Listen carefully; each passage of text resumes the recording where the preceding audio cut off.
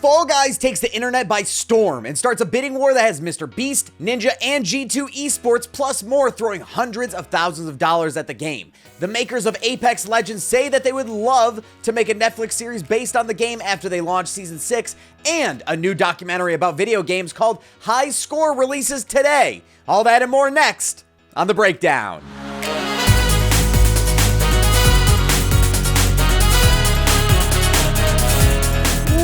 Welcome back to another week of the latest in the world of esports and video games. My name's Weirdbeard, and if you have a story that you are dying for us to cover, make sure you hit us up on Twitter at CheckpointXP so that we can make sure it gets the attention it deserves. And while you're here, hit that subscribe button and notification bell so that you can stay up to date on the latest of all the news you need to know. Without further ado, let's jump into the headlines. Fall Guys start bidding war, top bid over $300,000. Fall Guys blew up. That's the easiest thing to understand by looking at Twitch, Twitter, or heck, even just regular people talking, since the Battle Royale party game seems to capture the attention of anybody who comes across it. We've talked before about just how big the noise around the game is, but they have a pretty heavy following on social too, with their Twitter hitting almost 1 million followers in under 2 weeks.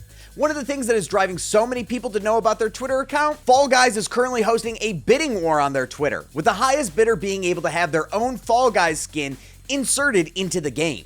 All the money will eventually be donated to Special Effect, a charity designed to help gamers with physical disabilities.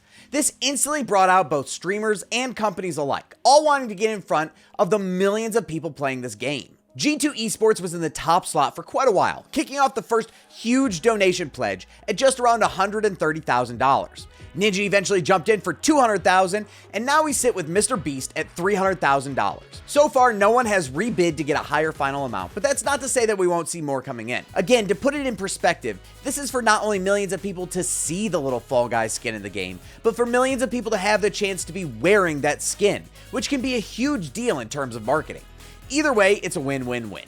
Whoever or whatever wins, they get plenty of exposure in the game. All the money goes to a charity that is helping out an amazing cause, and Fall Guys gets all the attention in the world paid to it. Now, if only they could find time to teach my team how to play Jinxed so I don't lose every single time, that would be awesome.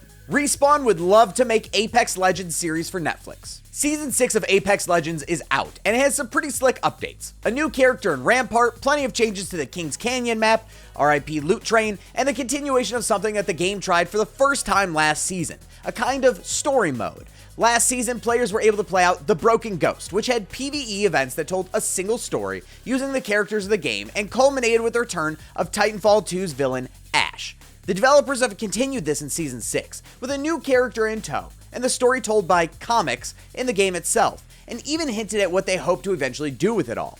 In an interview with Games Radar yesterday, the game's director Chad Grenier said that while nothing is in stone as of yet, Respawn would love the chance to bring Apex Legends to Netflix. And sure, who wouldn't want a show on Netflix? But this is coming on the tails of some huge names getting anime or Netflix adaptations, and the timing is just right, because they have already started kind of a base as far as the story goes, but there isn't so much there that there is a dedicated audience to alienate by trying something new in the Netflix version we could eventually get. Will we ever get to see Wraith, Bangalore, Mirage, and the entire gang on Netflix? TBD, but with a strong, I could see it happening. New documentary High Score explores the life of an esports athlete, releases today. A new 6-episode documentary called High Score is releasing today, August 19th.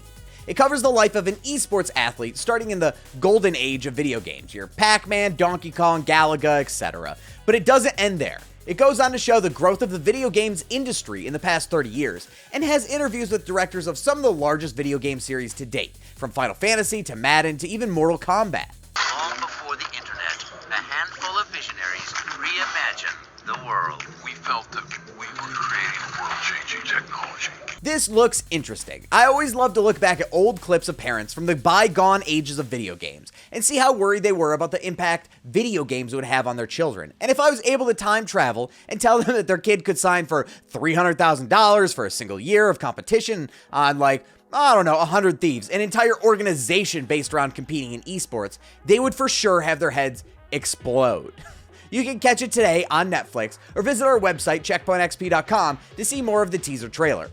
That's it for the news today. Thanks so much for hanging out with us. We're always posting brand new content here on our YouTube channel. But did you know that Checkpoint XP is the only syndicated radio show in over 70 cities across the US and Canada that talks exclusively esports and video games? If you go to our website at checkpointxp.com, you can see where we're airing and if we're in a city near you.